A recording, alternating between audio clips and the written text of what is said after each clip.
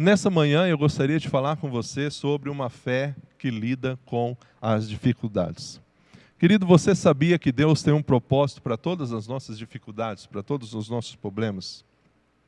E quando a gente olha para o texto de Tiago, no capítulo 1, o primeiro capítulo do livro de Tiago, ele mostra como a sua fé pode levar você a superar as dificuldades.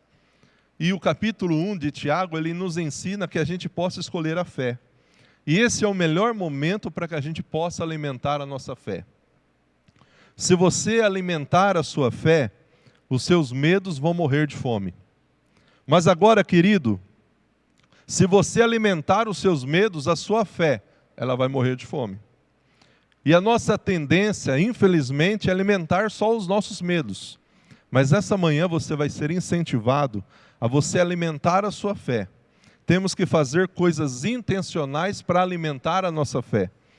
E a escolha da fé sobre o medo, em meio ao ataque das manchetes negativas que nós vemos e que ouvimos, ele vai nos ajudar que a gente mude os nossos pensamentos. Quando você liga a TV hoje, os noticiários, ou você vê algum artigo de notícia na internet, você vai ouvir que as coisas estão piorando. Os números estão aumentando, números de casos confirmados, de mortes. E se você não se proteger, você vai deixar que isso crie em você uma sensação de ansiedade, encha o seu coração de medo, de preocupação. E além de você ficar com esse sentimento de ansiedade, de medo, você vai transmitir isso àqueles que estão ao seu redor, para a família, e alguns colocando até nas redes sociais. Portanto, então, precisamos nos proteger contra essas coisas, contra esses medos que podem nos sugar. Isso significa que, se ouvirmos esses pensamentos, essas notícias, a gente deve pedir ao Senhor: ó Deus, eu sei que parece que as coisas estão piorando, mas eu continuo acreditando que o Senhor está no controle. E já que eu sei que o Senhor está no controle, eu não vou me render a tudo isso. Esse deve ser o nosso comportamento. Entregar a Deus os nossos medos, nossa preocupação. Em vez de permitir que a ansiedade encha o nosso coração, nós devemos permitir que a fé encha o nosso coração. De modo que mais tarde a gente possa dizer: as coisas estão difíceis, não estão sendo fáceis, mas eu acredito num Deus que é bom, que continua sendo bom e que está no controle. A gente precisa se tornar em alguém que transmite esperança em meio ao medo, porque medo já tem um monte de gente transmitindo. Notícia ruim já tem um monte de gente transmitindo. Brigas por lados políticos já tem um monte de gente fazendo e defendendo. Eu e você, como igreja, somos chamados a transmitir esperança ao invés de medo. Por isso, nessa manhã, eu quero falar sobre 3 perguntas essenciais. Olhando para esse texto de Tiago 1, a gente vai ver sobre a primeira pergunta: 4 fatos que a gente precisa se lembrar sobre as dificuldades. Olhando para Tiago 1, a gente vai ver a segunda pergunta: 3 objetivos das dificuldades na nossa vida. Quais são os objetivos de passar por dias difíceis?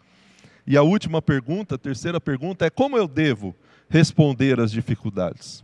E eu quero ler o texto de Tiago, capítulo 1, se você tiver aí com a Bíblia fácil na sua casa, você também pode abrir, até para ler depois, com o tempo.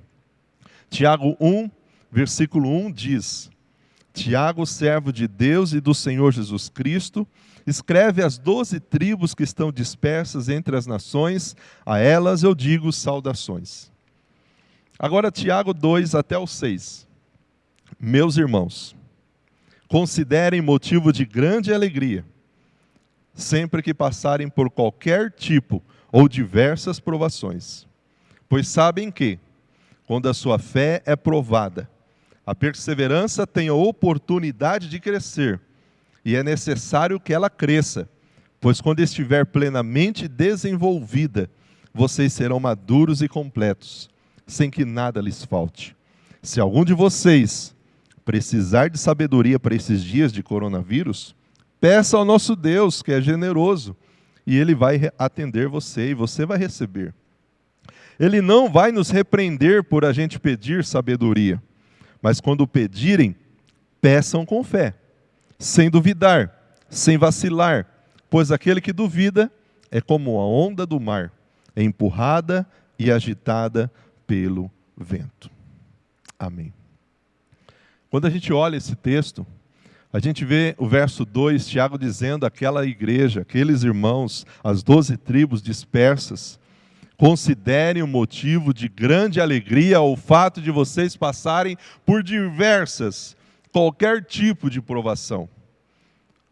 Parece estranho, né? Como eu vou sentir alegria por passar por momentos difíceis? Para quem Tiago estava escrevendo essa carta, essa epístola? Quem eram as pessoas que iriam ler essa carta?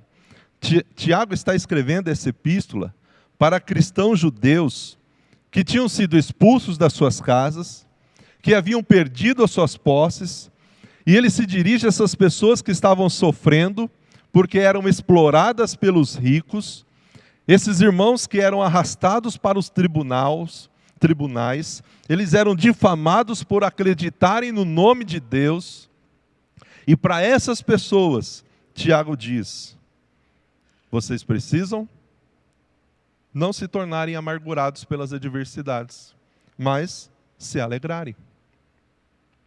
Então não era para pessoas que estavam vivendo uma vida boa, tranquila, em paz. Eram para pessoas que, como eu e você, estavam passando por dias difíceis, por dias que as coisas não estavam fáceis. Então, quando a gente olha esse texto, a gente precisa lembrar de 4 coisas sobre as dificuldades. Eu lembro que alguns domingos atrás, num domingo à tarde aqui, a gente falou sobre isso. 4 fatos para a gente se lembrar sobre as dificuldades. Meus irmãos, considerem um motivo de grande alegria o fato de passarem por diversas provações. Primeira coisa que você não pode se esquecer, querido, é que as nossas dificuldades, os nossos problemas, eles são inevitáveis. Todo tipo de provações vão se amontoar sobre nós, vão chegar até nós. Esses problemas são variáveis. Quando a gente passa por eles, a gente passa por julgamentos, e a gente começa a questionar. Esses problemas são imprevisíveis, ninguém previa tudo o que estamos vivendo. Quando todos os tipos de provações mergulham em nossas vidas, eles entram como intrusos, nós não convidamos, mas eles chegam. E os problemas são propositais. Nenhum crente, nenhum de nós recebemos a garantia que viveríamos uma vida tranquila, uma existência tranquila e sem problemas. Todos passam por dificuldades. Todos nós passamos por problemas e dores de um tipo ou de outro. Ninguém pode escapar delas. Pois o homem, eu e você, nós não controlamos as circunstâncias. Nós não controlamos. Estamos vendo isso nas grandes nações. Grandes líderes se rendendo ao fato de que não estão no controle de nada. E até aqueles que acham que ainda estão, uma hora vão reconhecer. 4 fatos para a gente lembrar sobre as dificuldades. Meus irmãos, considerem motivo de grande alegria o fato de vocês passarem por diversas provações. Você precisa, talvez durante essa semana, entender que Deus tem um propósito para toda dificuldade. E que no seu tempo de silêncio essa semana, você converse com Deus sobre os seus problemas, sobre aquilo que você está enfrentando. Pergunte a Ele qual é a atitude que Ele gostaria que você tivesse. Qual a atitude que Ele gostaria que eu e você tivesse? Com certeza você vai ver que a atitude que Deus quer que eu e você tenha é uma atitude de confiança.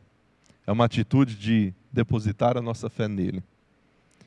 Segunda pergunta que a gente faz olhando para esse texto é: quais são os 3 objetivos das dificuldades? Pois vocês sabem que quando a sua fé é provada, a perseverança tem a oportunidade de crescer. Quando essa prova da sua fé produz perseverança. Primeiro objetivo da dificuldade, querido, é que os problemas testam a nossa fé. Eles vão testar a nossa fé. A sua fé, sua confiança no Senhor agora está sendo testada. Onde de fato está a sua fé? Na economia? No trabalho? Ou no Senhor? Os problemas Eles desenvolvem a nossa resistência. Os problemas nos ajudam a gente a amadurecer. A gente ser uma coisa que muitas vezes nós não somos, perseverantes. É nas dificuldades que a gente aprende a ser perseverante. E o terceiro é que os problemas amadurecem o nosso caráter. Deixe esse processo de perseverança continuar até o final. Que essa resistência esteja totalmente desenvolvida. E segundo o texto, você vai se tornar uma pessoa madura e íntegra. Olha o verso 4. É necessário que ela cresça, pois quando estiver plenamente desenvolvidas, vocês serão maduros e completos, sem que nada lhes falte. Se a gente não tivesse dificuldades e problemas na vida, jamais teríamos a capacidade de resistir, de melhorar, de desenvolver. Portanto, se a gente pudesse escolher aqui quais são as virtudes de um cristão para os dias de hoje, sem dúvida seria a firmeza, a constância, a perseverança. A firmeza, a constância e a perseverança estão entre as nobres virtudes do cristão para os dias de hoje. E como responder às nossas dificuldades, para a gente terminar? Segundo esse texto, a primeira forma da gente responder às dificuldades é, como diz o texto, com alegria. Ao invés de nós louvarmos a Deus em todas as coisas, darmos graças, a gente se torna descrente. A gente se torna deprimido por conta das provações. Tiago está dizendo para eles e para todos nós hoje: considere pura a alegria sempre que vocês enfrentarem provas. Então a primeira forma da gente enfrentar tudo isso é com louvor ao nosso Deus, porque Ele continua no controle, Ele continua sendo soberano. A segunda forma é pedindo sabedoria. Tiago 1,5, se nesse processo, se nesse tempo, algum de vocês não souber como encontrar algum problema em particular, não sabem como resolver, vocês precisam pedir a Deus. Se algum de vocês tem falta de sabedoria, peçam a Deus. E não tem um tempo melhor para a gente pedir sabedoria a Deus do que agora. Para a gente saber o que a gente vai fazer, o que a gente vai falar, como a gente vai se comportar. Deus, querido, é a fonte de toda sabedoria. E essa sabedoria você pode obter ela. Ela é obtida pela oração. E essa sabedoria encontra-se disponível para todos. A gente hoje vive um tempo que as pessoas querem máscaras e não conseguem. As pessoas querem álcool gel e não conseguem. Não está disponível para todos. A sabedoria que Deus quer dar para você está disponível para todos. Para que você passe pelos momentos difíceis. Então, em primeiro lugar, louve, se alegre mesmo diante dos dias difíceis. Peça a Deus sabedoria. E segundo esse texto de Tiago, a terceira é descanse, não duvide. Aquele que duvida é semelhante à onda do mar, que é levado e agitado pelo vento. Aquele que duvida é como a onda do mar, empurrado e agitada pelo vento. Você deve perguntar com uma fé sincera, sem dúvidas. Você deve confiar em Deus, crer em Deus, ter convicção do seu amor, ter convicção da sua promessa. E por último, lembre-se das promessas do Senhor. Tiago 1,12 diz: feliz é aquele que suporta com paciência, que persevera nas provações e tentações, porque depois receberá a coroa da vida. Como você reage quando você é provado? Como você tem reagido aos dias difíceis? O crente, eu e você, somos convidados a confiarmos em Deus. Ele é nossa fonte de auxílio, Ele é nosso socorro, Ele é nossa força, Ele é nosso consolo. Ele sabe de todas as coisas, nós não sabemos de nada. Ele conhece todas as coisas. A fé e a dúvida não podem estar presentes no seu coração. Quando o ser humano crê, ele não duvida. E quando ele duvida, falta-lhe fé. Você, nesse tempo, precisa ser um homem, uma mulher que tenha fé. Uma fé que supera as dificuldades. Uma fé que enfrenta os dias difíceis. A este público de leitores, que estavam tendo as suas casas roubadas, que estavam sendo perseguidos, Tiago diz: alegrem-se por estarem passando por isso, porque vocês são cristãos cuidados pelo Senhor.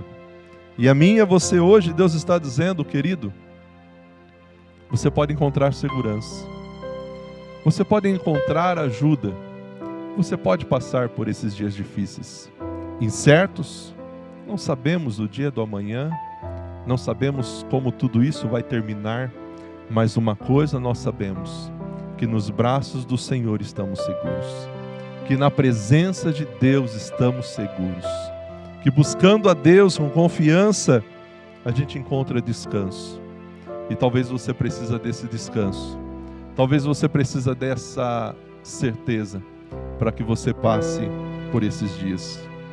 Portanto, faça desse cântico a sua oração, e diga a Ele: Senhor, me dê esse descanso, me ajude, aumente a minha fé, a minha confiança.